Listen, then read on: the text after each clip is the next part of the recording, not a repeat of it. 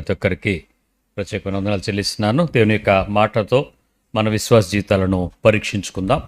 మన బ్రతుకులను దేవునికి ఇష్టమైన రీతిగా, దేవుడు కోరుకున్న రీతిగా, ఆయన ఆలోచిస్తున్న విధానాన్ని ప్రజలకు బయలుపరిచిన రీతిగా విశ్వాస జీవితం కట్టుకోవటానికి ఆత్మీయమైనటువంటి చక్కటి పద్ధతి క్రైస్తవ్యంలో కనపడుతుంది. మిగిలిన విషయాల్లో మీరు ఇతర ప్రమాణాలు అని చెప్పబడినటువంటి ఏ గ్రంథాన్ని మీరు చూసినప్పటికీ మనిషి బ్రతికే విధానం గురించినటువంటి హెచ్చరికలు ఏవి కూడా వాటిలో ఉన్నటువంటి పరిస్థితులకు అన్వయంగా లేక వాటిని బట్టి తెచ్చుకునేటువంటి భాష్యమును బట్టి ఇది మనం అని అప్లై చేసుకోవాల్సి ఉంటుంది తప్ప నేరుగా మానవుడు ఏ రీతిగా దేవునికి ఇష్టగా ఉంటాడో, దేవుడు ఏ రీతిగా మానవుని నిర్మించాలని కోరుకున్నాడో ఆ ప్రత్యక్షతలు మాత్రం దైవ గ్రంథమైన పరిశుద్ధ గ్రంథంలో మనం చూస్తాం.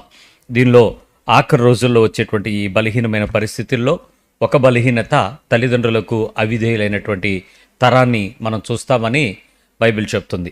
ఈ విషయం ఉదాహరణకి ఒక ఒక ఒక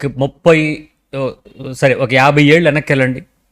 ఈ పదం బైబిల్లో చదివితే 50 ఏళ్ళు వెనకాతలు ఉన్న మనం ఈ పదం కనుక చదివితే మనకు అది ఎలా అనిపించేది?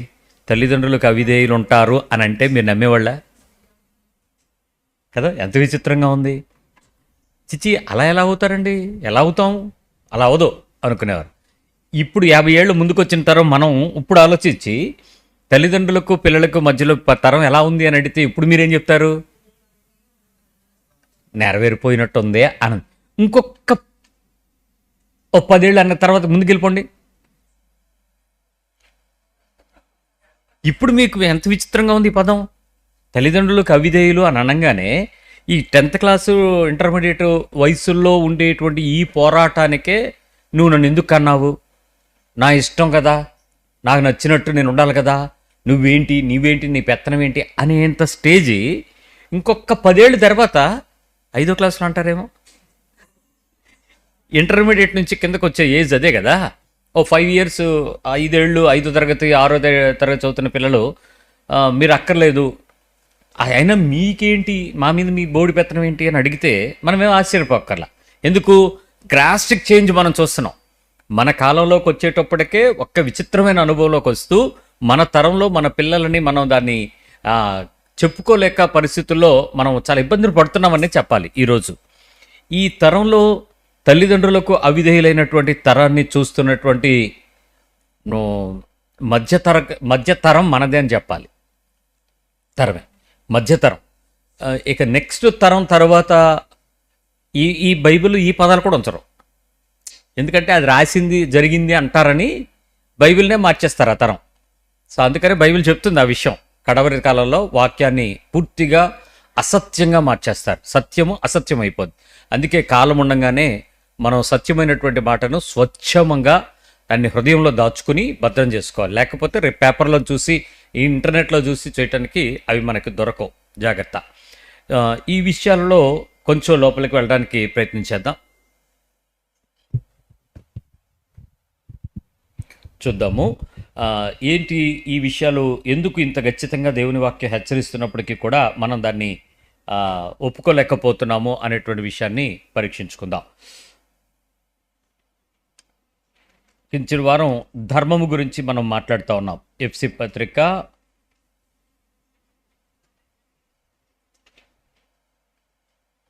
6వ అధ్యాయము, కొలసీ పత్రిక 3వ అధ్యాయం, కొలసీ పత్రిక 3వ అధ్యాయము 18 నుంచి.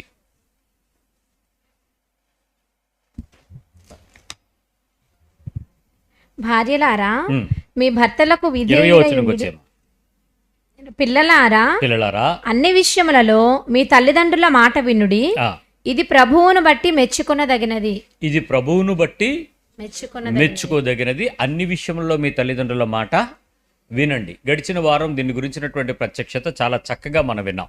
అంటే తండ్రి అయిన దేవునికి కుమారునికి మధ్యలో జరిగినటువంటి, అంటే ఆదాముకి దేవునికి మధ్యలో కలిగిన ఆ దుఃఖాన్ని దేవుడు అర్థం చేసుకొని ఆ దుఃఖ నివారణ పొందటానికి తన సొంత కుమారుడైన మరొక క్రీస్తుని మనకు పంపి ఈ రీతిగా మన ఇద్దరి మధ్యలో ఉండే సంబంధం ప్రజలకు కనపరచాలని నేను ప్రజలను తయారు చేస్తే ప్రజలు నాకు వ్యతిరేకంగా మారిపోయారనే దుఃఖాన్ని గుర్తుపట్టి ప్రజలకు ఆజ్ఞగా ఇచ్చి ఆ ఆజ్ఞకు ఆయుష్ని పెంచి భూమి మీద మాత్రమే కాక నిత్యత్వంలో కూడా ప్రజలతో మనందరం కలిపి దేవునితో ఉండాలని ఆశపడి ఆ ప్రణాళికను నెరవేర్చాడనే విషయం మనం చూసాం.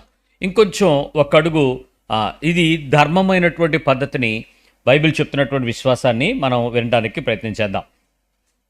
ధర్మము అనేటువంటి విషయాలలో మొదటి విషయం ఏంటంటే తల్లిదండ్రులైనటువంటి పెద్దవారిని మనం ఏం చేయాలి? ప్రేమించాలి మరియు గౌరవించాలి. We should respect them. ఆ ప్రేమను వ్యక్తపరిచేటువంటి పరిస్థితిని చాలా జాగ్రత్తగా వ్యక్తపరచుకోవాలి. ఆ రెస్పెక్ట్ అనేది చాలా జాగ్రత్తగా ఉండడానికి ప్రయత్నం చేయాలి. ఇప్పటికీ కూడా మనలో కొంత చనువు ప్రవేశించింది, మర్యాదకు బదులుగా చనువు ప్రవేశించింది. చనువును బట్టి తల్లిదండ్రులు అనేటువంటి వయస్సు పెరిగే కొద్దీ వారికి మనం కొన్ని రకాలుగా చనువుగా ఏటనానా, ఊరుకోనానా, ఉరుకమ్మా, ఏటమ్మా అని అనగలుగుతాం. కానీ అక్కడ ఎవరైనా నలుగురు మనుషులు కనపడినామంటే మీరేమంటారు? ఆ పదం అలా మాట్లాడగలరా? ఆ దురుసుగా చనువుగా ఇసరగలరా? ఏమి? ఒంటరితనంలో నీకుండే చనువును బట్టి, వయసులో నువ్వు పెరుగుతాన్ని బట్టి ఆ తల్లిని ఆ తండ్రిని చనువుగా మాట్లాడు. అదే నలుగురు మనుషులు మనకు తెలిసిన వారు కానీ తెలియని కానీ ఉంటే అలా కాదమ్మా అని మెల్లిగా మాట్లాడడమో, అమ్మగారు అని సంబోధించటమో, ప్రేమగా వారిని దగ్గర చేర్చుకోవటమో మనం చేస్తూ ఉంటాం. అంటే సంస్కారం అడ్డొస్తుంది. అది ఆ మర్యాదగా వారికి ఇవ్వటం అనేది ఒక క్రమము, అది ప్రేమపూర్వకమైనటువంటి చర్య కూడా. అది ప్రభు కోరుకున్నది, అది మెచ్చదగినదని చెప్పాడు. దేవుడు మెచ్చుకునే అంశాల్లో ఇది చాలా విలువైనదిగా మనం చూస్తున్నాం. రెండో విషయం ఏంటంటే వారిని సంరక్షించుట, రక్షించుట అండ్ టేక్ కేర్. రక్షించుట మరియు సంరక్షణ. తల్లిదండ్రులను ధర్మము అనేటువంటి పనిలో వారిని ఎప్పుడూ కూడా మనం ఏం చేయాలంటే రక్షించాలి మరియు వారిని సంరక్షించాలి అనేటువంటి విషయాన్ని బైబిల్ చాలా గట్టిగా చెప్తుంది. విడిపోవటం, ఈ న్యూక్లియర్ ఫ్యామిలీస్ అనేటువంటి కల్చరు సుమారుగా 19వ దశకం ఆఖరిలో ప్రారంభమైంది. అంటే 1980s 1990s మధ్యలో జరిగిన ఈ విప్లవం ఇది. అంతవరకు కూడా కామన్ ఫ్యామిలీస్లోనే ఉండడం, అందరూ కలిసి కుటుంబంగా ఉండడం. ఏ పరిస్థితి వచ్చినా జాయింట్ ఫ్యామిలీ విడిపోవాల్సి వచ్చింది అని అంటే ఆ కొడుకు చాలా ఆలోచనగాను, కోడలు ఆలోచనగాను 10 మందిని పెట్టి నిర్ణయం తీసుకుని అక్కడి నుంచి వారు కదలవలసి వచ్చేది. ఇప్పట్లో ఆ పరిస్థితి అంత సీరియస్గా ఏం లేదు. పెళ్లి రోజే మాట్లాడేసుకుంటున్నారు. ఏమని? పలాసలో మ్యారేజ్ చేయడానికి వెళ్ళాను. మ్యారేజ్ అయిపోయింది. చాలా పెద్ద స్టేజ్, చాలా బ్రహ్మాండంగా మ్యారేజ్ జరిగింది. పెద్ద పాస్టర్స్ అందరూ వచ్చారు. నేను ఫస్ట్ టైం అంతమంది పెద్ద పెద్ద పాస్టర్లు, రాజకీయ నాయకులు, ఆ మండల ప్రెసిడెంట్లు, వాళ్ళందరూ పొలిటికల్ ఫ్యామిలీ అంతా అయిపోయింది. ఇంకా గ్రీటింగ్స్ చెప్తున్నారు. గ్రీటింగ్స్ చెప్తున్న టైంలో ఆ పాస్టర్ గారు పిలిచి నన్ను, అయ్యగారు ఈ కార్యక్రమం అవుతూ ఉంటుంది, పెద్దలు కదా రాజకీయ నాయకులు, వీళ్ళందరూ మైకు పెడితే వదలరు, 3:30 అయిపోద్ది, మీరు పదండి భోజనానికి వెళ్ళిపోదాం అన్నాడు. నా పని అయిపోయాక నేను స్టేజ్ మీద ఉండను, దిగిపోతాను. దిగిపోతున్న టైంలో ఆయన మాట్లాడాడు, ఎలాగూ భోజనం చేయడానికి వెళ్ళిపోతున్నాం కాబట్టి మనం ఈ పక్కన ఇంటికి వెళ్ళి ప్రార్థన చేసి వచ్చేద్దాం అన్నాడు. ఆడపిల్ల ఇల్లా అని అడిగాను. కాదండి అన్నాడు. మగపిల్లడు ఇల్లా అన్నాడు. కాదండి అన్నాడు. మీ ఇల్లా అన్నాడు. కాదండి అని. మరి ముగ్గురు కాకపోతే నేను ఎందుకు రావాలన్న? వీళ్ళిద్దరు ఉండబోతున్న ఇల్లు అన్నాడు. షాకు. వీళ్ళిద్దరూ పెళ్ళి ఇప్పుడే కదండి అయ్యింది అన్నాను. ఆ రోజే కమిట్మెంట్ అండి. పెళ్లి రోజు మాట్లాడుతున్నప్పుడే కమిట్మెంటు. ఒకసారి మ్యారేజ్ అయిన వెంటనే మా అమ్మాయి నేరుగా కొత్త ఇంట్లోకి వెళ్తుంది. మీ ఊరు రాదు. మీ పల్లెటూరులో మా అమ్మాయి ఉండలేదు. అందుకని మేము ఒక ఇల్లు చూసి ఆ ఇంటికి దగ్గరలో ఈ పెళ్లి ఏర్పాటు చేసాం. ఇంతకీ నేను వెళ్ళినటువంటి పెళ్లి చేస్తున్న ప్లేస్ పెళ్లి కొడుకుది కాదు, పెళ్లి కూతురుది కాదు. పెళ్లి కూతురు ఉండడానికి కావాల్సిన కన్వీనియంట్ సిటీ. అక్కడ ఉన్నటువంటి ఒక అపార్ట్మెంట్లో ఆమెకు ఫస్ట్ ఫ్లోర్, మళ్ళీ లిఫ్ట్ ఆగిపోతే ఎక్కువ దిగిపోవడానికి ఈజీగా ఉండగలిగేటట్లు సెట్ చేసుకుని ఆ ఫ్లాట్కి నన్ను ప్రేర్ చేయడానికి రమ్మంటున్నాడు. నేను చాలాసేపు ఆలోచించాను, అసలు ఇది చేయదగిందేనా? తప్పు కదా ఈ నిర్ణయం, ఎందుకు ఇది ఇలాంటి ఆలోచన కలిగి ఉన్నారు వీళ్ళు అని. అప్పటికే అడిగా, అయ్యా ఇది సంస్కారం కాదు, మనం చేయకూడదు ఈ పని. వాళ్ళు పిల్లలు తప్పు చేస్తున్నప్పుడు మనం దానికి చెప్పాలి కదా, ఇలా విడిపోవటం అనేది తప్పు కదా, అలా మీరు ఎలా ఆలోచిస్తారు అని అంటే ఆ పాస్టర్ గారు అన్నాడు, అవన్నీ వాళ్ళు మాట్లాడుకున్నారు సార్, మనకు ఎందుకు అన్నాడు. నాకు డౌట్, ఈయనే దశంభాగాలు ఉన్నాయి కదా, దశంభాగాలు, పెళ్లి కానుకలు, ప్రత్యేక కానుకలు, సార్లు, బూర్లు, వీటన్నిటికీ తెగబడినోడు రుచి మరిగిన పులి మనుషుల్ని చంపడం అనుకుంటుందా? వెళ్ళిపోయి ఏదో చేశాడని డౌట్ వచ్చి నన్ను చేయనండి, నేను అలాగా కుదరదు.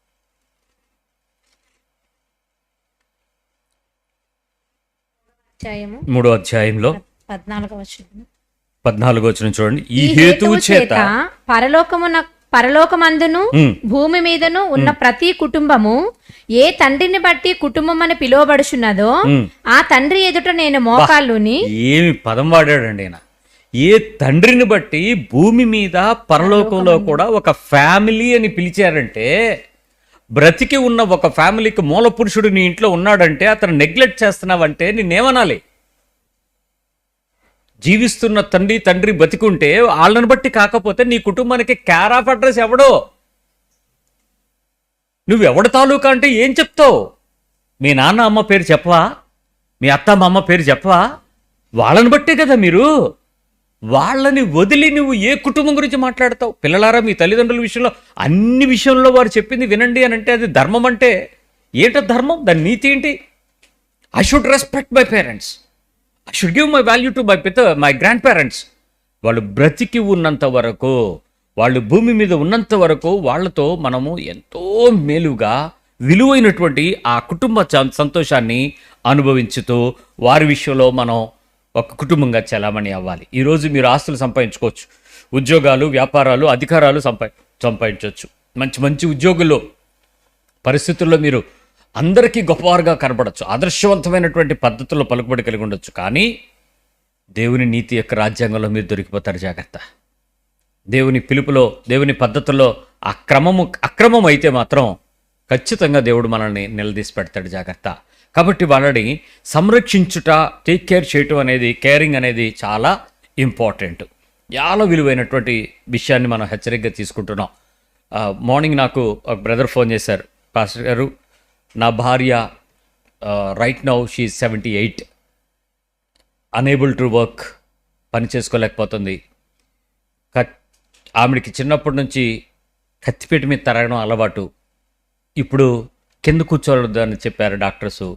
కాళ్ళు కూడా వంకలు తిరిగిపోతున్నాయి, చేతులు పొట్లు ఉండట్లేదు, చాక్ ఇస్తూ ఉంటే మొన్న ఏలు కోసేసుకుంది. ఏం చేయాలో తెలియట్లేదు. కత్తిపేటకి పట్టుకుంటుంది, ఆ కత్తిపేట మీదే కోసేస్తూ ఉంటుంది. కళ్ళు మూసుకుని కూడా కోయగలదు. కానీ వయసును బట్టి వణికిపోవడం వల్ల ప్రతిరోజు గాయం అవుతుంటే ఎన్నిసార్లు మేము హాస్పిటల్కి వెళ్తాం. షుగర్ ఒకటి ఉంది, బీపీ ఒకటి ఉంది, మనిషి చూస్తే నడుముంగిపోయింది, 3 పిల్లలు, చిన్నవాడు పనికిరాడు, మా ఆస్తి మీద బతకటం తప్ప మా ఆనందానికి బతికినవాడు కాదు వాడు. పెద్దవాడు వ్యాపారం చేసుకుంటున్నాడు, 2 పిల్లల తండ్రి, భార్యకు హార్ట్ అటాకు, ఆమె పని చేయలేదు. ఇప్పుడు నాకు మా 2 పిల్లల పరిస్థితుల్లో ఆస్తి నా దగ్గర ఉంది, నాకు పొలాలు ఉన్నాయి, స్థలాలు ఉన్నాయి, ఉద్యోగం చేసి రిటైర్ అయ్యాను, పెన్షన్ నాకు ఒక 22,000 చిల్లర వస్తుంది, నన్ను ఏదైనా ఓల్డ్ ఏజ్ హోమ్లో పెట్టరా అని అడిగాడు. ఆయన చెప్పినప్పుడు నాకేం అనిపించలేదు, కానీ ఈ వాక్యం ధ్యానిస్తున్నప్పుడు నా కళ్ళ ముందు ఆయన కనపడుతూ నాకు చాలా దుఃఖం కలిగిస్తున్నాడు. అతను ఏమడిగాడంటే, నేనన్నా నువ్వు మంచి పని అమ్మాయిని పెడతాను, అమ్మాయిని చూసుకోనంటే 4 రోజులు పన్నాళ్ళు బాగానే వస్తారు అయ్యగారు, 5వ రోజు నుంచి వాళ్ళకి మనం పని చేయాలి అయ్యగారు అన్నాడు. ట్రూ. ఇప్పుడు పట్టణాల్లో పరిస్థితులు అలాగే ఉన్నాయి. కరెక్ట్, రావటం లేదు. ఒకవేళ వాళ్ళు వచ్చినా అండి అయ్యగారు, మా వీధిలో చుట్టుపక్కల వాళ్ళు వాళ్ళని చెడగొట్టేస్తున్నారండి రాయకనేకుండా పని వాళ్ళని. ఇంకెక్కడ సార్ మాకు పనివాళ్ళతో పని అవ్వదు అయ్యగారు. ఏంటి 4 మనుషులు కూడా ముద్ద తినలేకపోతున్నామండి అయ్యగారు. నేను వయసును బట్టి నా వయసు, చేతులు వణుకుతున్నాయి, నడవగలుగుతున్నాను.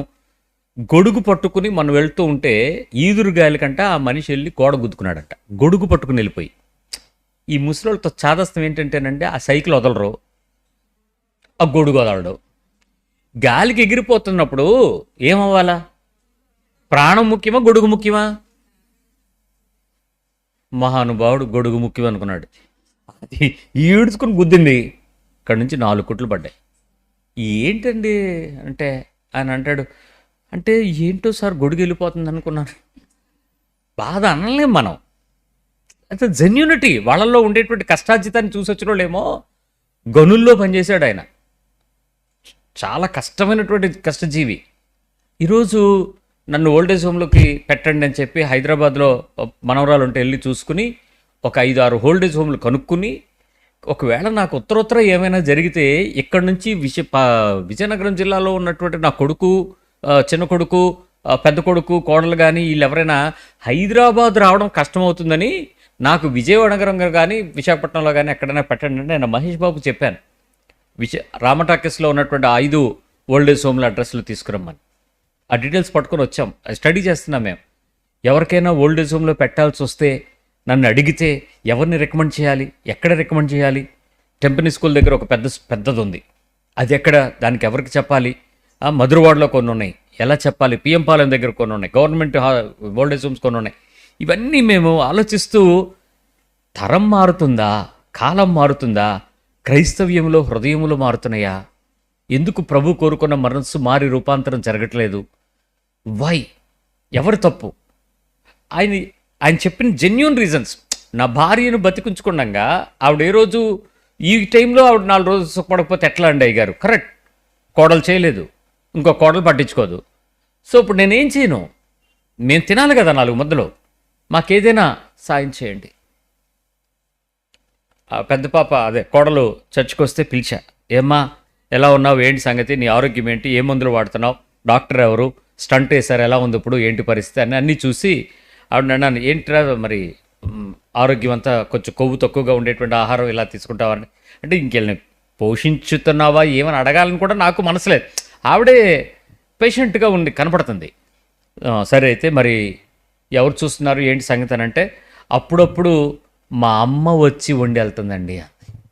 అయ్యో, యవనస్తురాలే, ఆల్మోస్ట్ 49 కోడలు. 49కి వాళ్ళ అమ్మ వచ్చి వండి పెట్టి వెళ్తుందంట 2-3 రోజులకు ఒకసారి. మా అమ్మగారు వచ్చి 2-3 రోజులు కూరలు వండేసి వెళ్ళిపోతుందండి. అయ్య గారు నేను ఏదో కుక్కర్ పెట్టి మామయ్య గారు అత్తయ్య గారు మేమే కదా మేనేజ్ అవుతున్నాం.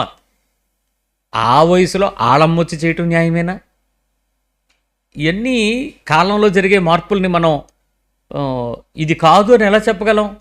కానీ మగపిల్లలైనటువంటి వారికి ఈ వచనం గుర్తుండుంటే, నేను నా తండ్రికి బాధ్యత వహించాలి అనేటువంటి ఆలోచన కలిగి ఉంటే, వారిని సంరక్షించి రక్షించేవాడును నేనే అనేటువంటి విషయం వాడికి అర్థమై ఉంటే, ఖచ్చితంగా దాని గురించినటువంటి ఏర్పాటు కొడుకు చేస్తాడు. తండ్రి ఓల్డేజ్ హోమ్కి వెళ్ళడానికి కావాల్సిన ప్రైవేట్ ఏర్పాట్లు చేసుకోవాల్సిన అవసరం ఉండదు. ఆలోచించండి, ఏంటి సంరక్షించాల్సినటువంటి విషయం? ఒకటి ఆలోచించాలి. నెంబర్ 1, వారికి కావలసినటువంటి ఆహారము విషయంలోనూ, రుచి విషయంలోనూ, శుచి విషయంలోనూ బాధ్యత కలిగి ఉండాలి తల్లిదండ్రులు. పిల్లలు తల్లిదండ్రులైనటువంటి వృద్ధాప్యం కలిగిన వారికి ఆహారము మరియు రుచి మరియు శుచి, వారికి కావలసినటువంటి పోషణలో ముఖ్యమైనటువంటిది ఓల్డ్ పీపుల్కి, తల్లిదండ్రులైనటువంటి వారికి పిల్లలు చూడవలసినటువంటిది ముఖ్యమైనటువంటి కర్తవ్యం. మీరు చిన్నప్పుడు మీ నోటికి రుచి పెట్టింది ఎవరు? అమ్మ నాన్ననా? ఆ రుచి యొక్క మధురతను మీకు చూపించింది, ఇది బాగుంటుంది తిను, కమ్మగుంటుంది తినని నిన్ను బతిమిలాడి నీ రూపానికి కావలసినటువంటి ఆ స్ట్రక్చర్ని సిద్ధపరిచింది ఎవరు? ఎంత తల్లిదండ్రులు ఒకసారి మీరు ఊహించుకోండి. మీరు మీ పిల్లల్ని కనేసిన పిల్లల పెద్దవారైతే సన్నగా ఉన్నారు, ఇప్పుడు ఉన్నాడు, వీడితో కంప్లైంట్ ఏంటో తెలుసు ఈ పిల్లవాడి విషయంలో, అన్నయ్య వీడు సరిగ్గా తింటలేదు. తింటే ఏమవుద్ది? ఎలా ఉండాలని కోరుకుంటుంది తల్లి? లావుగా ఉండాలా, ఆరోగ్యంగా ఉండాలా, బలంగా ఉండాలా. ఆ తల్లి కోరికంతా ఏంటి? మా పిల్లోడు తింటలేదు, పెరగట్లేదు, ఆడు లావు కావట్లేదు, ఆడు తొందరస్తు అదే ఆరోగ్యంగా ఉండట్లేదు. ఈ విషయం నువ్వు నీ తండ్రి గురించి ఆలోచించాలని నీకు ఎందుకు తట్టలేదర్రా?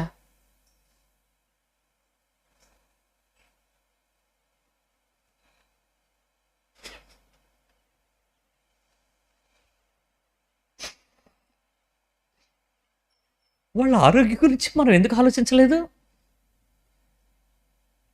మన ఆరోగ్యం గురించి వాళ్ళు ఎంత చింతించారు, ఎంత వేదంతో వాళ్ళు ఆలోచించారు చెప్పండి. అసలు ఒక డాక్టర్ కాదు, రకరకాల దగ్గరికి వెళ్ళి మా అబ్బాయి ఇంకొంచెం బాగుంటాడేమోనండి, మా అమ్మాయి కొంచెం ఆహారం తింటలేదు, టానిక్లు ఏమైనా రాయండి, మందులు ఏమైనా రాయండి, మీ గోల ఇదే కదా. అదే విషయం నీకెందుకు తట్టలేదు? You should take care of your parents. బీపీకి ఒక 30 టాబ్లెట్లు పడేస్తే చచ్చిపోయిందా? షుగర్కి ఒక 60 టాబ్లెట్లు పడేసి పొద్దున ఒకటి రాత్రి ఒకటి మింగంటే అయిపోయిందా? Don't you take care of them? Is it not your duty?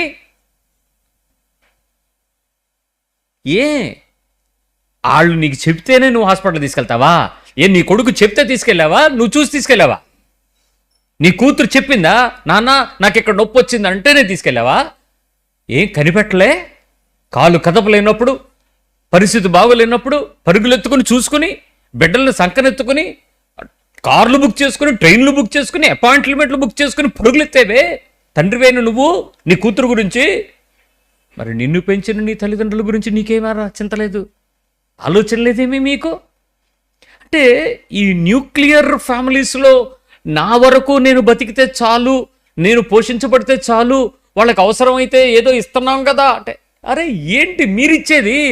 మీరేమై ఉన్నారో అది వాళ్ళ దయాదాక్షిణ్యాలు, వాళ్ళని బట్టి మనం. ఈరోజు ఆ చెట్టంతా కొడుకే పోతే, ఆ పెంచే కొడుకే లేకపోతే వాళ్ళ బాధ్యత తక్కువ కొడలవై నీది కదా? ఆ కొడుకుని తీసుకొచ్చింది నువ్వు, ఆ కొడుకుతో బిడ్డల్ని కన్నది నువ్వు, ఆ కొడుకుతో సంసారం అనిపిస్తుంది నువ్వు, వాళ్ళ బాధ్యత నీది కదా? ఎలా వదిలేస్తావయ్యా? ఆహారం జాగ్రత్త. టైంకి తినకపోతే రాత్రి ఇంటికి వచ్చిన తర్వాత మనకు ఒక సామెత ఉంది, తల్లి కడుపు చూస్తుంది, పెళ్ళాం జోబులు చూస్తుంది. ఏమండి తెచ్చారా అంటది, నాన్న తిన్నావా అంటది తల్లి. ఏ టైంలోనైనా నిన్ను అడిగేది నీ తల్లి ఒకటే, తిన్నావా? నువ్వు వెళ్ళినప్పుడు ఏమైనా పట్టుకెళ్ళావా మీ నాన్నకి, మీ అమ్మగారికి ఏమైనా పట్టుకెళ్ళావా? ఆయన ఒకటే చెప్తాడు, అమ్మ ఏం తింటాంరా మేము, పళ్ళు ఊడిపోయినాయిరా అంటే. నాన్న నీ పళ్ళు కట్టిస్తానని ఒక మాటను ఎంత ఆనందిస్తాడు ఆయన. ఈ వయసులో నీకెందుకనంటే ఆ మాటకు అర్థమేంటి? నీ పళ్ళు రాలగొట్టాలి ఏంటి? కాన్సెప్ట్ ఏంటి నీకు? వాళ్ళ గురించినటువంటి నీ హృదయంలో ఆర్ద్రత ఏది? వాళ్ళ గురించి చింత ఏది? వాళ్ళ గురించి ఆలోచన ఏది? వాళ్ళ గురించి ధ్యాస ఏది? నాయనా నువ్వు చెయ్యకపోయినా మా భాగ్యే, మాటలతో సంపకం. నువ్వు పెట్టకపోయినా మా భాగ్యే. మాట్లాడేటప్పుడైనా ఆ ఒక్క మాట సంతోషంగా క్రియతో చేయడానికి ప్రయత్నం చేయి.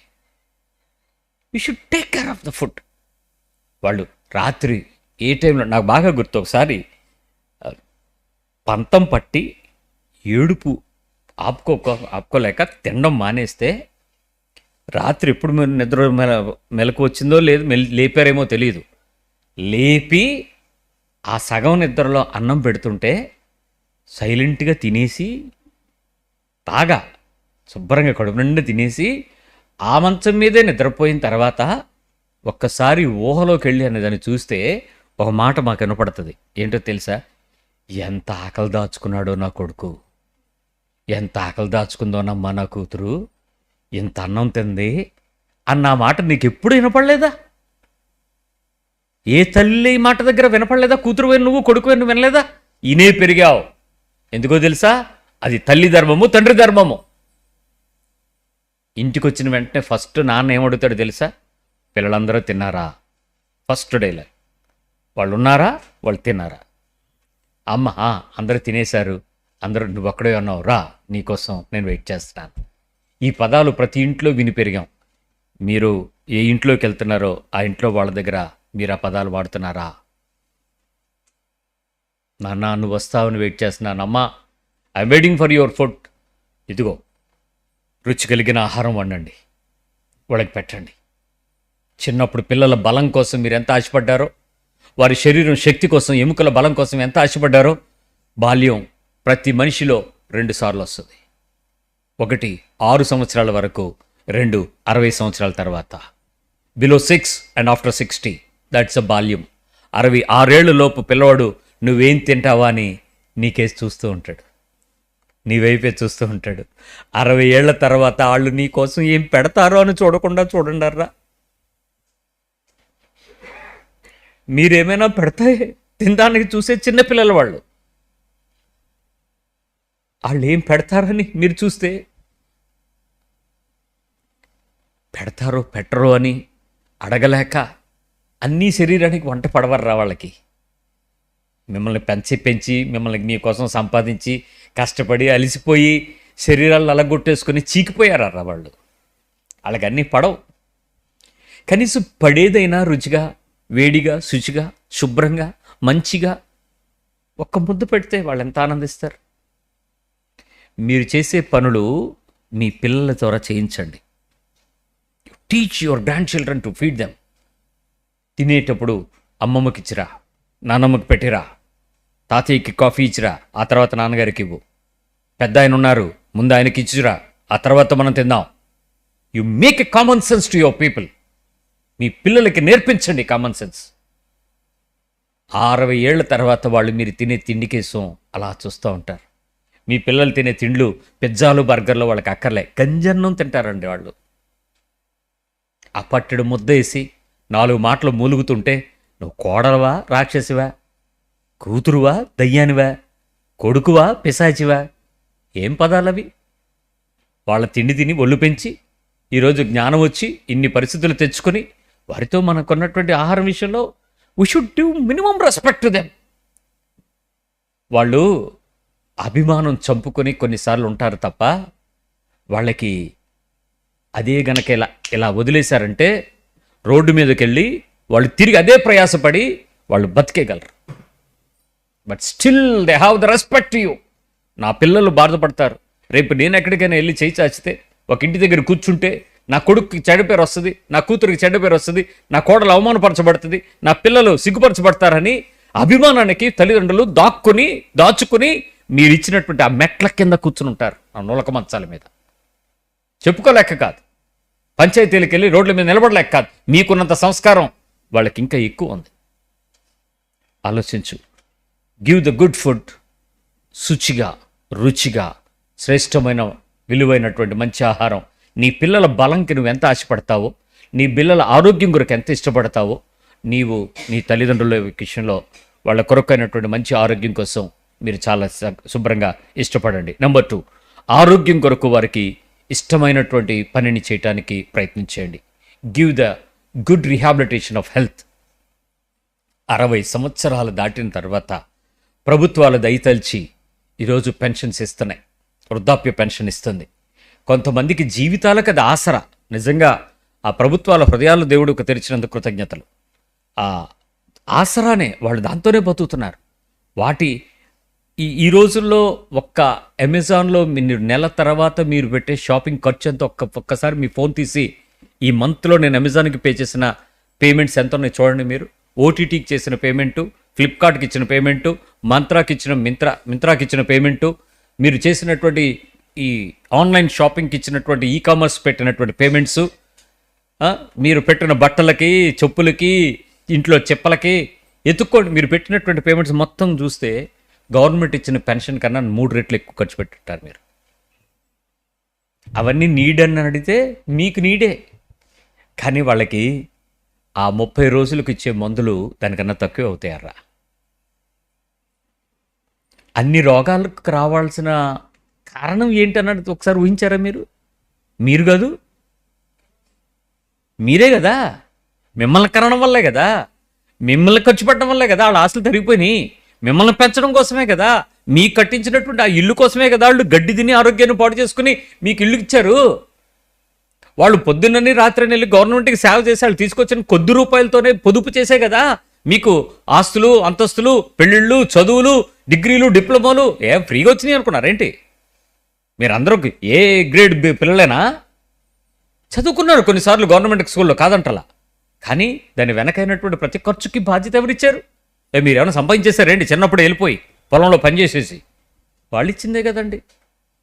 గవర్నమెంట్ స్కూల్లో చదివించాడు, హాస్టల్లో పెట్టారు, నాకేం ఖర్చు అయ్యింది? నిజంగా చెప్తున్నాను, ఒకవేళ నిన్ను అలాగే గనక నీ తండ్రి పెంచితే నువ్వు ధన్యుడు, నువ్వు ధన్యురాలు. ఎందుకో తెలుసా? ఇంట్లో ఉంటే వాళ్ళకి అయ్యే ఖర్చు, ఇంట్లో ఉండడం ద్వారా వాళ్ళకి అయ్యే ఖర్చు, ఇంట్లో నుంచి నువ్వు హాస్టల్లోనో లేకపోతే ఇంకెక్కడో పెరగడం ద్వారా నీకు అయినటువంటి ఖర్చు, ఈ రెండింటిని పోల్చి ఈరోజు నువ్వు నా తండ్రి నాకు చూడలేదు, నాకు అది చెయ్యలేదు అని నువ్వు అన్నావు కదా. నీకో మాట చెప్తాను నేను, దయచేసి ఇక్కడ అలాంటి వాళ్ళు ఉంటే don't feel bad about me. నా గురించి మీరు చెడ్డ అనుకున్నా నాకేం ఫరక్ పడదు. ముందే చెప్తున్నాను, ఒక మనిషిని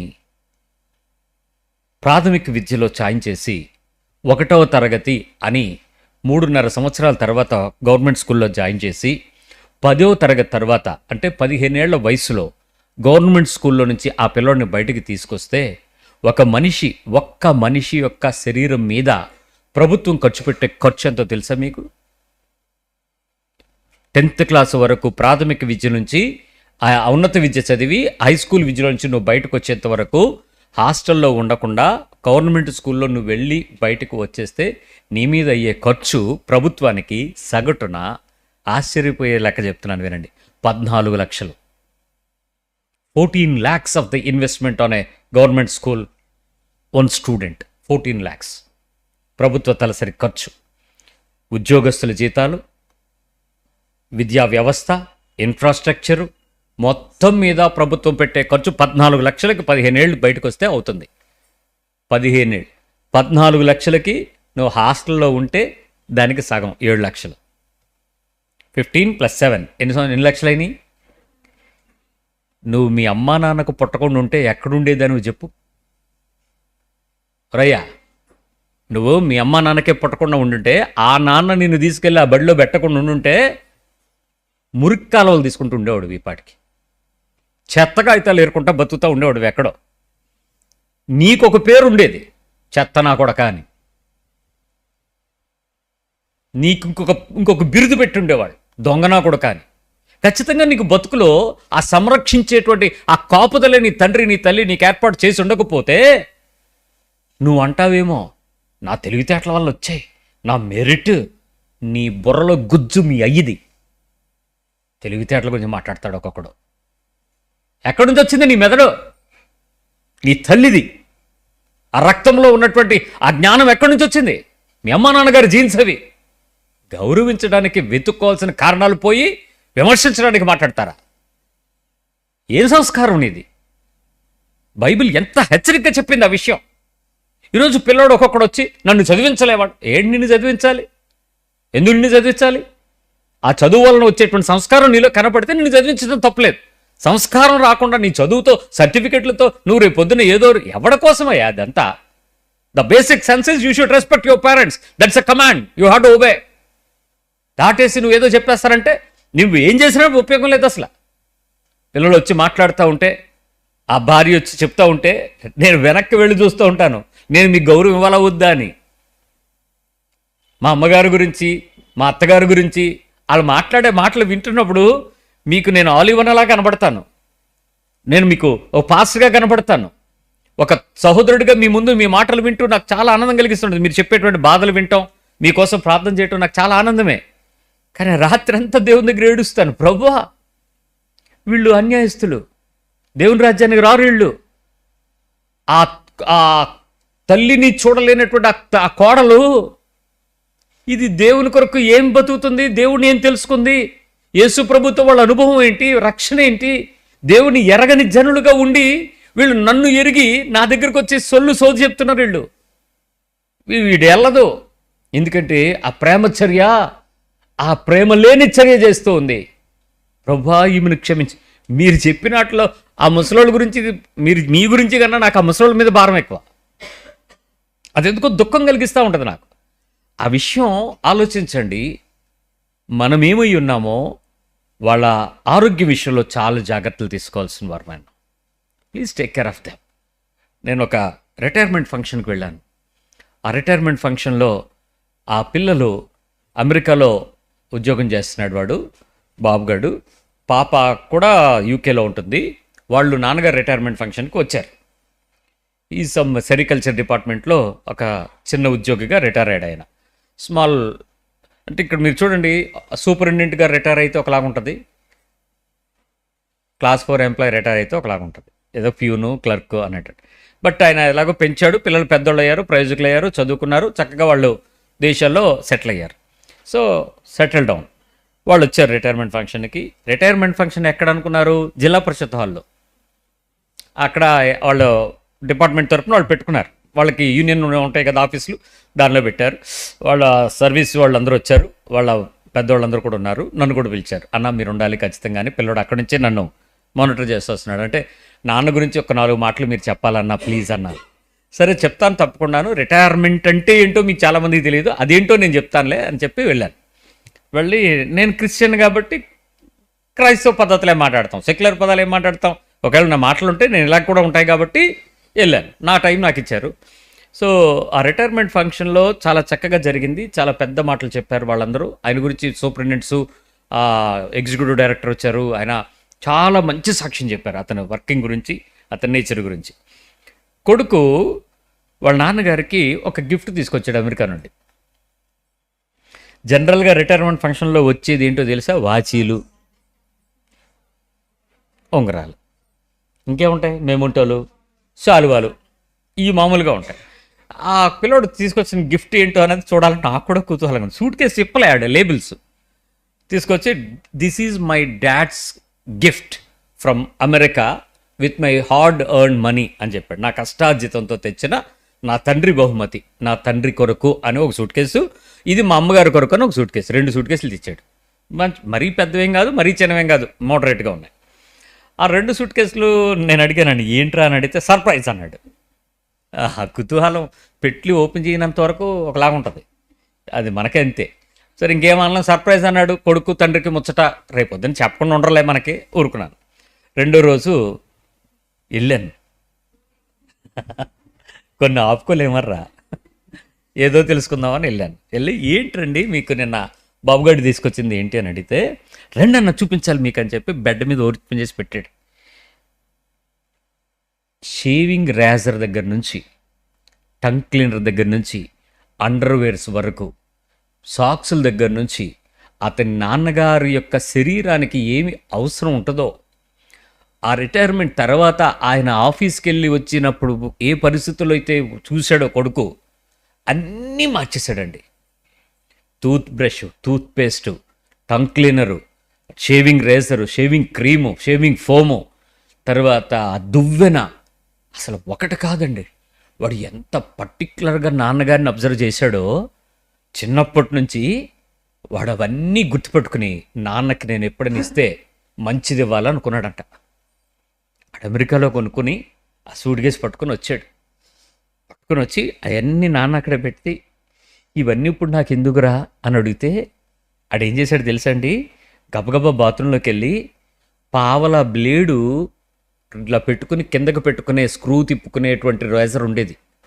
ఇప్పటికీ మన పెద్దలు మంగళ షాప్ అలవాటు లేని వాళ్ళు ఇంట్లోనే, ఆఫీస్కి వెళ్ళేవాడు పొద్దున మంగళ షాప్కి ఏం వెళ్తాడు, గబగబా తిప్పుకుని దానికేమో సబ్బు మీద రుద్దుకునేవి వంకర తిరిగిపోయి ఉంది బ్రష్, అది పట్టుకుని వచ్చాడు.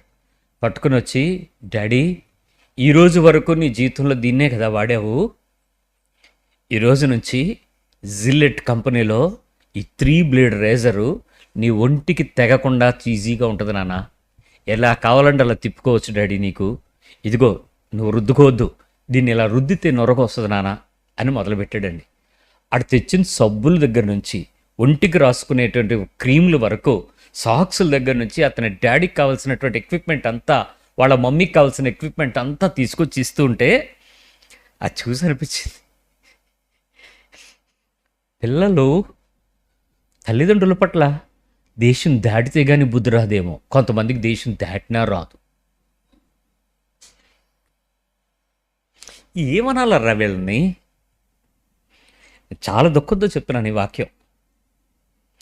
బైబిల్ చెప్తున్నటువంటి క్రమము, పిల్లలారా మీరు తల్లిదండ్రులకు అన్ని విషయాల్లో విధేయులై ఉండండి, లోబడి ఉండండి, ప్రేమించండి, హత్తుకోండి, అది ధర్మము, ఇది మీ ఆయుష్కాలాన్ని పెంచుతుంది, మీరు బతుకుతారు అని అంటే, చావు కోరుతున్న మీరు బతుకుతారా?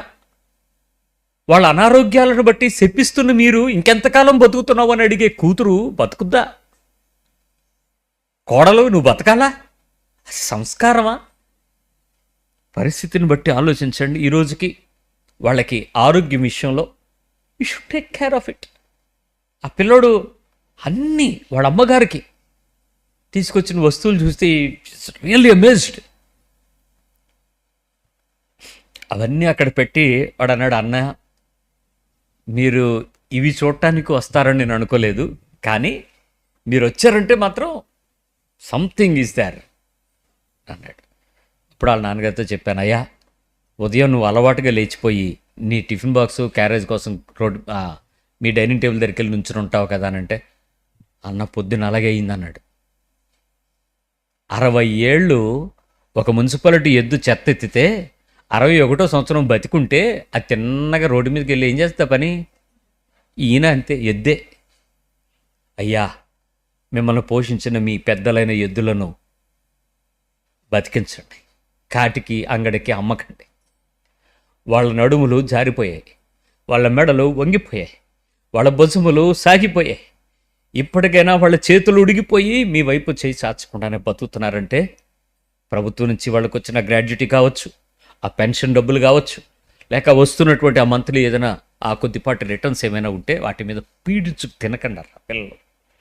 అది కావాలి, అది ఎప్పుడు ఇస్తావు, ఇంకా ఎప్పుడు ఇస్తావు, ఇంకా ఎందుకు? ఈ పదాలు దయచేసి వారు బ్రతికొండంగా తల్లిదండ్రులు అన్నటువంటి వాక్యం వింటున్నటువంటి పిల్లలు కలిగిన తల్లిదండ్రులు వినకుండా ఉంటాలని నా ఆశ.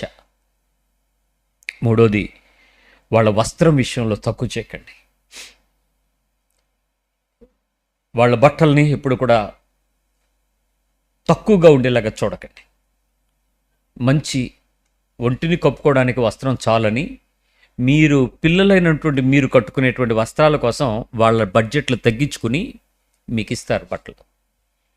బడ్జెట్ ప్రతి ఇంట్లోనూ మిడిల్ క్లాస్ లైఫ్లో ఖచ్చితంగా ఉంటుంది. నెల అయ్యేటప్పటికి వచ్చే జీతాన్ని బట్టి, పండగకి వచ్చేటువంటి జీతాన్ని లెక్క వేసుకుని, పొలం నుంచి వచ్చే డబ్బులను బట్టి ఒక సంవత్సరంలో వచ్చే లెక్కలు దాచుకుని, ఈ నెలలో పెద్దోడికి చిన్నోడికి పాపకి బట్టలు కొందాం, వచ్చే నెల మనం తీసుకుందాం అని తల్లి తండ్రి ఎన్ని నెలలు వాయిదా వేశారో. ఆ చిరుగులు బన్నీ లోపల ఉంటుంది, బయటకు మాత్రం నిండైన వస్త్రం కప్పుకుంటాడు. ఇంట్లో దాని గురించి సిగ్గుపడ్డారా? వీధిలో దాంతో నిలబడడానికి ఏమీ భయపడ్డారా? కానీ నీ బతుకుల్లో ఈరోజు వేసుకునే ఆ విలువైన వస్త్రాన్ని కోసం ఏడిచి పేచి పెట్టి కొనుక్కున్న రోజులు గుర్తున్నాయిగా మనకి. నాకెందుకు కొనవు, ఎలా తెస్తావని అడగవు. నాకెందుకు కొనవు, ఆడేసుకున్న జీన్ ప్యాంట్ నాకెందుకు కొనవు. ఈరోజు మీరు వేసుకునేటువంటి ఆ కాస్ట్లీయెస్ట్ వస్త్రాలకి బదులుగా వాళ్ళు వాడుకునే వస్త్రాలు ఎలాంటివి ఉంటాయి? ఎన్ని నెలలు, ఎన్ని సంవత్సరాలు నువ్వేమో ఇస్త్రీ చేయకుండా, సింటు కొట్టకుండా బయటికి వెళ్ళావు. ఆయన మడతలు పడిపోయిన బట్టలతో నడిచిన రోజులన్నీ. నువ్వు వేసుకున్న షూ వాల్యూ పార్ట్ ఉండదండి. ఆయన మొత్తం మీద టోటల్ బాడీ నుంచి పైనుంచి కిందకు వేసినటువంటి కాస్ట్యూమ్ని మీరు లెక్కేస్తే that much luxurious children today. పిల్లలు తల్లిదండ్రులను ఎందుకు రెస్పెక్ట్ ఇవ్వాలో అర్థం చేసుకోండి. వాళ్ళ వస్త్రాన్ని సిగ్గుపరచని వస్త్రంగా, మర్యాదనిచ్చే వస్త్రంగా, గుర్తింపునిచ్చే వస్త్రంగా, ఘనతనిచ్చే వస్త్రంగా మంచి బట్టలు వారికి ఇవ్వండి. మేలైన వస్త్రాలతో వారి శరీరాలు కనీసం వృద్ధాప్య దినాల మధ్య వాళ్ళు వెళ్ళి షాపులకు వెళ్ళి కొంటే మీరు వేసుకున్నారు ఒకప్పుడు, ఇప్పుడు మీరు కొనేసుకుంటున్నారు. కానీ మీరు వెళ్ళే షాపులోకి అక్కడ రాలేరర్రా. ఇప్పుడు మీ తల్లిదండ్రులని మీరు తీసుకుని వెళ్ళి, నాన్న షాపులోకి వెళ్దాం పదా అని అంటే అద్దాలు చూసి జడిచిపోతాడు.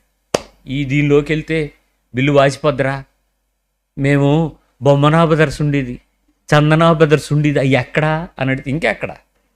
కాలం మారిపోయింది, లోకం మారిపోయింది. ఆ రోజు దుప్పట్ల కోసం ఎక్కడో హ్యాండ్లూమ్ షాప్ అంటే అక్కడికి వెళ్ళేవారమండి.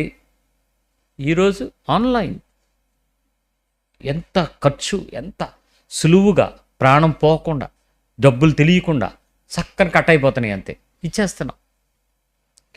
అలాంటి పరిస్థితుల్లో నీ తల్లిదండ్రులు మంచి బట్టలు వేసుకునేలాగా పెద్దలైతే వారికి కావాల్సినటువంటి ఆలోచన చూడండి. పిల్లలు, చదువుకుంటున్న పిల్లలు, యూ టీచ్ యువర్ పేరెంట్స్, అమ్మా మీరు నాతో పాటు మీరు కూడా బట్టలు కొనుక్కోవాలని మీరు చెప్పండి.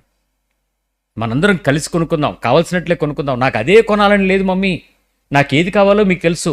సో మీదుకు మేము, డాడీకి మాకు మీకు కలిపి ఇంత అలాగ ఎలకేట్ చేసుకుని బడ్జెట్కి డబ్బులు పట్టుకుని సోడా నీళ్లు తాకుండా షాపింగ్లు చేసిన తల్లిదండ్రులు నాకు తెలుసారా.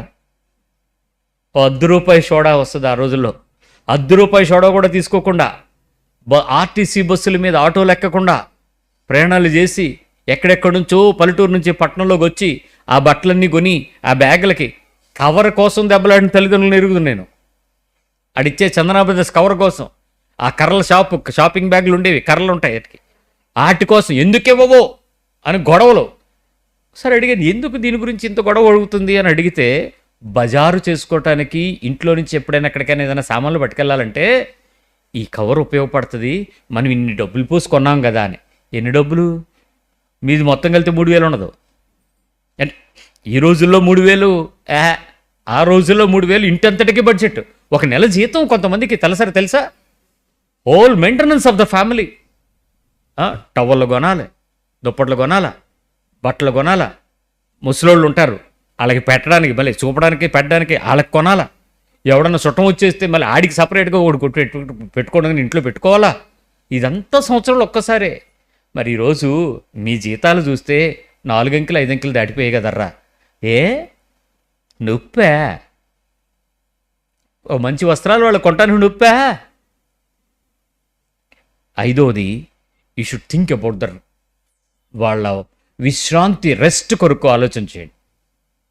Give them rest, good rest. మంచి విశ్రాంతి వాళ్ళకి ఇవ్వగలగాలి. వాళ్ళకి కావలసినటువంటి సేద తీరడానికి కావాల్సిన చక్కటి మంచం, చక్కటి పరుపు, చేంజ్ దట్ మ్యాట్రెస్. అప్పట్లో ఇప్పటికే అయ్యే ఉంటాయి, వాళ్ళు వదలరు. వాటి మీద ఉన్నటువంటి మీరు వెళ్ళి పడుకోండి, తెల్లారి చెప్పేస్తారు ఆర్థోపెడిక్ డాక్టర్ ఎవడున్నాడు ఇక్కడ. తెల్లారికే orthopaedic doctor.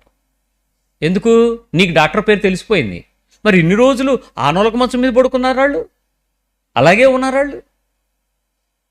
Change the mattress, పరుపు మార్చండి, దిండులు మార్చండి.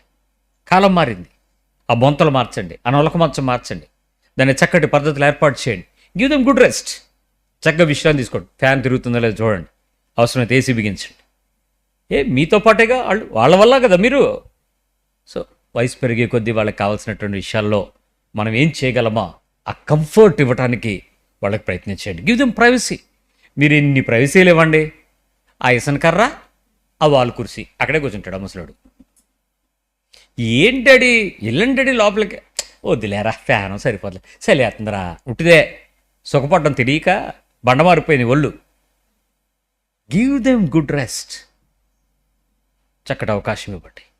వాళ్ళకి ఎక్కడైనా ఏదైనా కలిగి ఉంటుంది ప్రయత్నించేయండి. అండ్ నెంబర్ 5, వాళ్ళ విచారములో మీ విచారం కలిపి ఉంచండి. వాళ్ళ విచారాలలో మీ విచారాలు కలపండి. వాళ్ళు ఎందుకు విచారిస్తున్నారు, వాళ్ళ బాధ ఏంటి, వాళ్ళ దుఃఖం ఏంటి, వాళ్ళ కష్టం ఏంటి, వాళ్ళ వేదన ఏంటి, వాళ్ళ చింత ఏంటి, మేమున్నాము అనే భరోసా పిల్లలుగా మీరు ఇస్తే వాళ్ళకి ఇంకేం కావాలండి. వాళ్ళే ఈ రోజుకి ఇంకా మా అమ్మాయి ఏమవుద్దో, మా అబ్బాయి ఏమవుద్దో, మా మనవడు ఏమవుద్దో వాళ్ళు విచారంగా ఉంటారు. కాదు, దానికి మించిన కొన్ని విషయాలు ఉంటాయి, వాళ్ళ హృదయాల్లో దాచుకుని ఉంటారు.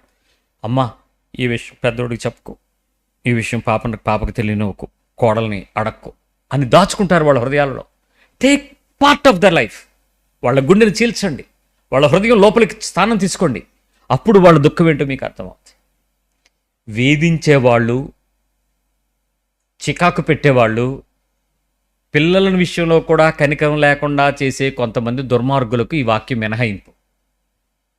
వాళ్ళు లేరని కాదు, అలాంటి తరం బైబిల్లో ఒకటి ఉంది. అలాంటి మనుషులు కూడా ఉన్నారు కొంతమంది. సహజంగా పేరెంట్స్ అయినటువంటి వాళ్ళు అలా ఉండరు, కానీ కొంతమంది అలా ఉంటారు, పక్షపాతులు. ఎంతసేపు ఏమితే పెద్ద కూతురు రాత్రి నిద్రపోయేటోడు పెద్ద కూతురు ఫోన్ చేసి పడుకుంటుంది.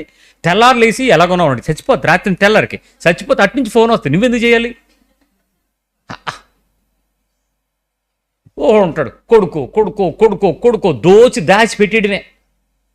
ఇంకొక లోకం ఉండదు. ఇంటికి వచ్చిన చుట్టానికి పెట్టదో, ఎవరన్నా మనిషి వస్తే మట్టించుకోడు. ఎంతసేపు అలాంటి వాళ్ళు చూస్తారా అని అంటే వీళ్ళు ఆఖరికి చూసేది ఏంటి తెలుసా? వీళ్ళు బోజు ముద్దా పెట్టినోడు ఎవడో చూడాలకి.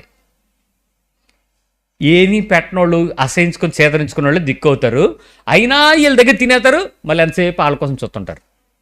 అలాంటి వాళ్ళకి మినహాయింపు.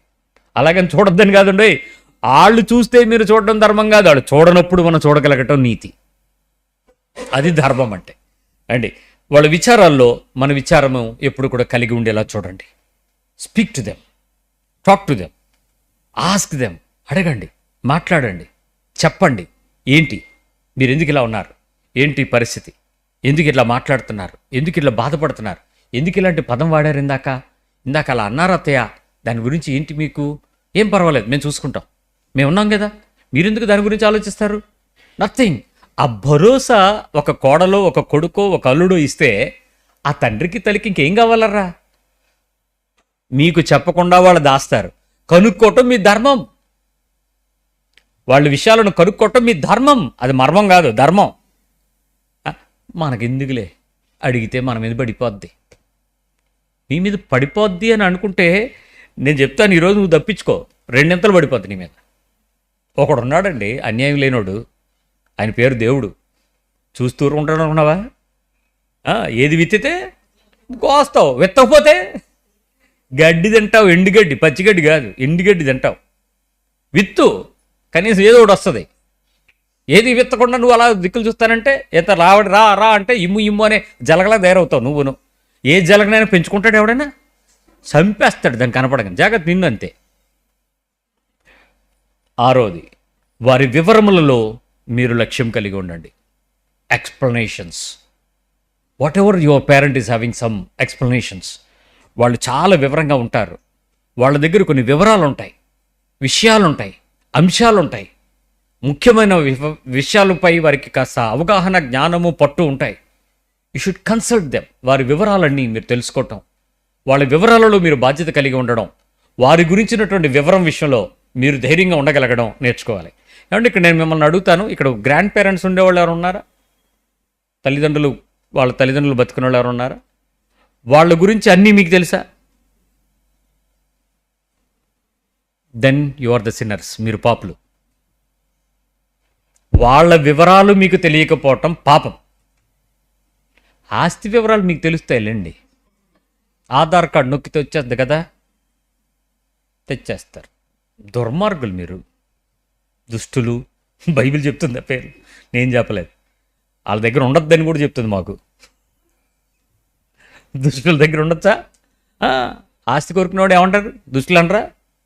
పీడించే వాళ్ళని ఏమంటారు? బైబిల్ చెప్తుంది. వాళ్ళ వివరం ఏంటి? వెళ్ళి కూర్చోండి, వాళ్ళ విషయాలను అడగండి. నేను మొన్న ఒక పిల్లోడు చెప్తున్నాడు, మేము ఆడుతుంటే ఒక పిల్లోడు వచ్చాడు. వాడు నేను 3 సార్లు చెప్పాను, 4వసారి అంటే నేర్పించే పద్ధతి వేరేగా ఉంటుంది, బోధించే పద్ధతి. ఇప్పుడు నేను మీకు టీచ్ చేస్తాను, చాలా ఓపికగా టీచ్ చేస్తాను. రోజులు కాదు, గంటలు చెప్పమని చెప్తా. నేర్పించేటప్పుడు ఎంత తేడా అయితే మాత్రం జల్ల కొడతాను. అది కూడా నేను కొట్టినట్టు అడిగి తెలియదు, నేను తిట్టినట్టు కూడా అడిగి తెలియదు. నేను అరవను, కాస్త చక్కటి పనిష్మెంట్ ఇస్తాను. ఆడికి కాళ్ళు కీళ్ళు కదిలిపోవాల. ఆ తర్వాత అడుగుతాడు, సార్ ఏంటి సార్ వాళ్ళందరూ ఆడుతున్నారు, నన్ను ఎందుకు సార్ పనిష్మెంట్ ఇచ్చారంటే అదే నేర్పించడం. నేర్పిస్తాను. ఆడు 3 సార్లు చెప్పాను, 3 సార్లు తప్పు చేశాడు. డాక్టర్ గారు కొడుకాడు.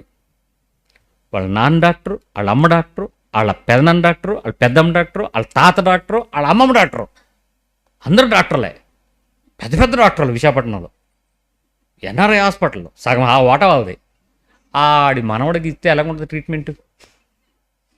అడిగి ఇస్తున్నాను ట్రీట్మెంట్. ఆడు గుంజీలు తీయడం వాళ్ళ నాన్న చూశాడు, పెద్ద డాక్టర్. ఆ కారు రోడ్డు మీద ఆఫీస్ లోపలికి వచ్చాడు. ఏంటి నా కొడుకు నేడు చేసేస్తున్నాడు. యువతలో పర్సన్ నన్ను చూడంగానే బీపీ తగ్గిపోయింది.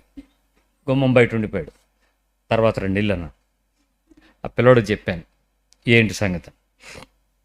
నువ్వు నేర్చుకోవాల్సి వచ్చినప్పుడు ఆ విషయాలు నేను నీకొక్కడికే ఎందుకు నేర్పుతున్నానో తెలుసా? అక్కడ చాలామంది పిల్లలు ఉంటారు నా దగ్గర నేర్చుకునేవాళ్ళు. వాళ్ళందరికీ నేను శిక్షించాలి, వాడికి ఒక్కడికే నేర్పించాను. ఎందుకంటే when he opens his mouth, తను మాట్లాడే విధానంలో చక్కటి వివరమైన విషయాలు మాట్లాడాడు ఆ పిల్లడు. వాళ్ళ తాతగారు గురించినటువంటి, ఆయన ఒక పల్మనాలజిస్ట్ అని, ఆయన రోజు మా పక్క నుంచి తిరుగుతుంటే మతి స్థిమితం లేనోడు అనుకున్నాను నేను. అతను పల్మనాలజిస్ట్. ఆ వయసులో పల్మనాలజిస్టులు అంటే ఊపిరితిత్తులకు సంబంధించినటువంటి పల్స్ ఇవన్నీ చూసేటువంటి వాళ్ళు అంటే, ఇప్పుడు వచ్చింది డిగ్రీ. ఆ కాలంలో అంటే ఆయన ఎంత పెద్దోడై ఉంటాడు? Is a great honour doctor. ఆయన ఆంధ్ర యూనివర్సిటీలో, ఆంధ్ర మెడికల్ కాలేజ్లో గోల్డ్ మెడలిస్ట్ అంట.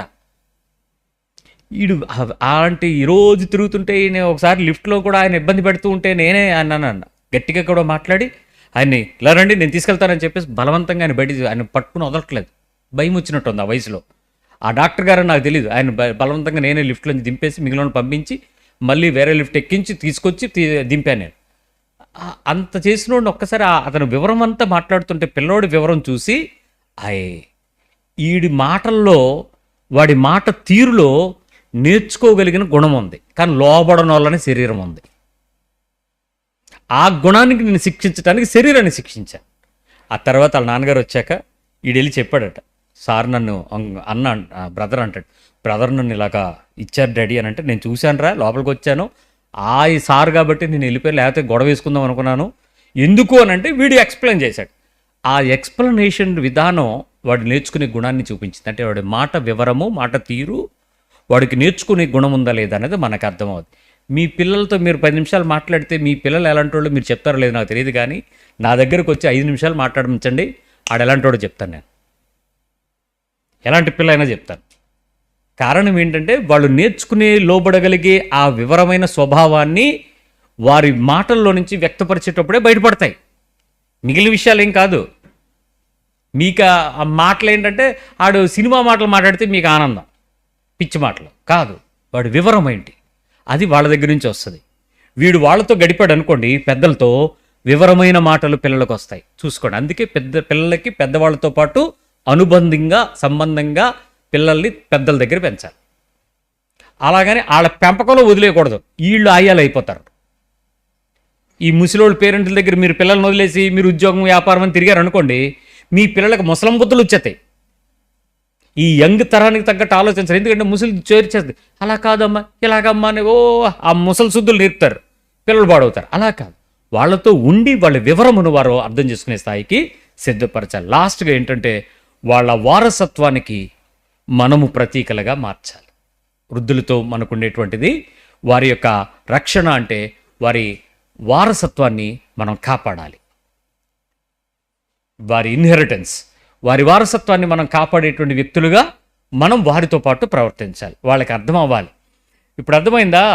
తల్లిదండ్రులు పెద్దలు ముసలివారు ఉండేటువంటి పెద్దవాళ్ళు ఉన్నారనుకోండి, వాళ్ళ ఆస్తికి వారసులు ఎవరర్రా? కొడుక మనవడా? అంటే ఇప్పుడు మనవడు వారసుడు ఎందుకు అయ్యాడు? వారి వారసత్వంలో వచ్చేటువంటి రెండవ తరానికి మన భారతీయ జాతీయ న్యాయ సంహిత చట్టాలు వారికి అప్లికబుల్ అవుతాయి. సో మనం కూడా మన పిల్లలకి వారి వారసులుగా సిద్ధపరచాలి. మీ పిల్లలకి అర్థం అవ్వాలి, నేను ఇక్కడ ఉన్నాను అని అంటే మీ నాన్నగారి పేరు ఎవరికి తెలియదండి, మీ తాతగారి పేరు అందరికీ తెలుసు. చూసుకోండి ఒకసారి, పలానా వాడి మనవడు, పలానా వారి మనవరాలు. బతికుంటే పెళ్లి కార్డు మీద ఎవరి పేరు రాస్తారు ఫస్ట్? ఎందుకు? మీరు కౌన్కెస్కా. నేను మొన్న అడిగాను, రే నువ్వు ఇక్కడ పెళ్ళికి వచ్చావు కదా, నీ పెళ్ళికి ఎంతమందిని పిలిచావు, ఏళ్ళలో ఎంతమంది నీకు తెలుసు అని. ఎవరు తెలియదండి అన్నాడు. మరి ఎవరు తెలియకపోతే ఎంతమంది వచ్చారంటే ఎవరిని బట్టి వచ్చారంటే మా నాన్నగారిని బట్టి వచ్చారండి. మీ నాన్నగారిని బట్టి కూడా వచ్చిన వాళ్ళు సగం మందే మీ తాతగారిని బట్టి వచ్చారు వీళ్ళందరూ. బికాస్ నువ్వు పలానా అనే అటెండెన్స్ అక్కడి నుంచి స్టార్ట్ అయ్యింది. That is the remark. So నీ తాతలు తల్లిదండ్రులు చదువుకోకపోయినా ఓ సంస్కారాన్ని గడించి గ్రామంలో, ఊరిలో, ప్రదేశంలో, పద్ధతుల్లో, ఉద్యోగంలో, వ్యాపారంలో, వ్యవహారంలో ఓ మర్యాద నీకు ఇస్తారు. ఎందుకు? ఆ రోజుల్లో వాళ్ళకి అన్యాయం తెలియదర్రా నీలాగా, అక్రమం తెలియదర్రా మీ నాన్నలాగా, ఆ లోకానుసారమైన పద్ధతులు తెలియదర్రా మీ అమ్మలాగా. కేవలం వాళ్ళకి తెలిసింది ఏంటో తెలుసా? కష్టపడాలి, కష్టపడింది తినాలి, వచ్చింది మన దగ్గర ఉంటుంది, మంద కాంది ముట్టుకోకూడదు, అది పాము. అలా పెరిగారు భయంతో. కాబట్టి వాళ్ళ వారసత్వంగా ఈరోజు మన పిల్లలు వచ్చారు. సో మీరు కూడా మీ తల్లిదండ్రులకు వారసులుగా, మీ పిల్లలు వారసత్వాన్ని సంపాదించుకునేదిగా మీరు వారి వారసత్వాన్ని, వారి గౌరవాన్ని, వారి యొక్క వ్యవహారిక మర్యాదలను మీరు కాపాడాలి. ఈ 7 పద్ధతులు, ఆహార సంరక్షణ, ఆరోగ్య సంరక్షణ, వస్త్ర సంరక్షణ, విశ్రాంతి సంరక్షణ, విచార సంరక్షణ, వివరములు, వారసత్వములు, ఈ 7 మీరు గనక మీ కుటుంబాలతో గనక పెట్టగలిగితే మీరు ఖచ్చితంగా వాళ్ళని రక్షించిన వారు అవుతారు. జాగ్రత్త. మీ ఇంట్లో ఉంటే చాలా ధన్యులు, కృతజ్ఞతలు. ఉండగలిగితే సౌమ్యతను బట్టి, ప్రేమను బట్టి, అణుచుకోవడాన్ని బట్టి, దేవుని ఎరుగుటను బట్టి మీరు ధన్యులు. ఒకవేళ ఉంచలేక మీరు ఏమైనా మండలంలో, పట్టణంలో ఉంటే, ఒకే చోట ఒకే గ్రామంలో పరిస్థితులు ఉంటే, take care more for them. ఇంకా దాటి పట్టణాలు దాటుంటే అట్లీస్ట్ వీక్లీ వన్స్, ఇంకా దాటితే మంత్లీ వన్స్, ఇంకా దాటితే సంవత్సరానికి ఒక్కసారి ముఖం చూపించండి. బతికున్నారని మీరు వెళ్ళి మీ ముఖాన్ని చూపించి వారితో కొద్ది సమయం గడిపి వారికి ఇవ్వాల్సింది ఏమైనా ఇచ్చి వాళ్ళ చేతులను చక్కగా మృదువుగా సెకండ్ ఇచ్చి ఏమన్నా మీరు ఎన్నైనా చేయండి, వాళ్ళు వెళ్ళిపోయేటప్పుడు ఇంతకు మునుపు మన చేతిలో పెట్టివ్వరరా. ఆ ముసలమ్మ ముచ్చట్లు ఎంత అందంగా ఉండేవో. నాన్నకి చెప్పుకో, అమ్మకి చెప్పుకో అని చెప్పి నీ చేతిలో ఒక 50, 100, 1000 వాళ్ళకి స్తోమతను బట్టి ఎప్పుడు అమ్మమ్మ ఇస్తుందా అని ఎదురు చూసాం, కానీ అమ్మమ్మకి ఎక్కడి నుంచి వస్తుందా అని ఎదురు చూడలేదే.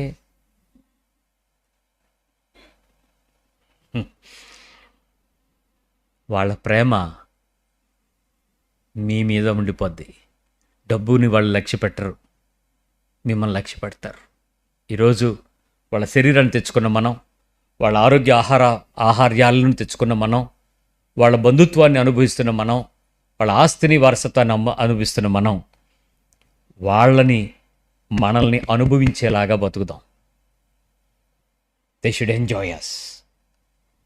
మనల్ని వాళ్ళు ఎంజాయ్ చేయాలి, అనుభవించాలి. మన వలన వాడు ఏదో ఇస్తాం కాదు, మనమే వాళ్ళ ఆస్తిని వాళ్ళు మనం చూసి ఆనందించేలాగా మన హృదయాలను వాళ్ళ కొరకు స్థానం ఇద్దామా? వాళ్ళని జీవితకాలం రుణపడి ఉండాల్సిన మనం, గుర్తుండిపోయేంతగా నిలబెట్టుకునేంతగా ఉండాల్సిన మనం, దేవుని మాటకు భయపడి వారిని ప్రేమిద్దాం, గౌరవిద్దాం, సన్మానిద్దాం. దేవుని వాక్య ప్రకారం వారితో మనం సంరక్షిద్దాం. ప్రార్థన చేసుకుందాం. ప్రేమమయడా కృతజ్ఞతలు. భావోద్వేగాలు కాదు కానీ మా హృదయాలు నిందారోపణ చేస్తున్నాయి స్వామి.